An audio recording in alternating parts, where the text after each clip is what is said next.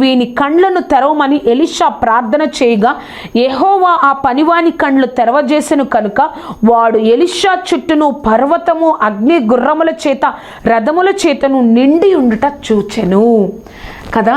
మనల్ని దేవుడు ఎక్కడికి వెళ్ళినా ఏ స్థితిలో ఉన్నా దేవుడు ఆయన యొక్క కాపుదల మనకు లేకపోతే మనం సురక్షితంగా ఉండలేమండి.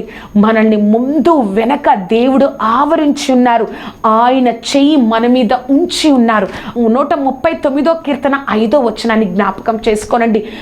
నువ్వు ఈ లోకానికి ఒక ఒంటరిగా కనిపించవచ్చు, కానీ దేవుడు నీ ముందు వెనక ఎలా అయితే ఆ పక్కనున్న ఎలీషా పనివారికి అర్థం కాలేదో మనకు కూడా మన స్థితి చాలాసార్లు అర్థం కాదు. కానీ ఎలీషా చెప్తారు, ఎలీషా చుట్టూ ఏమున్నట్లు ఆ యొక్క పనివాడు చూశాడు. ఒక్కసారి మరొకసారి చూద్దామండి.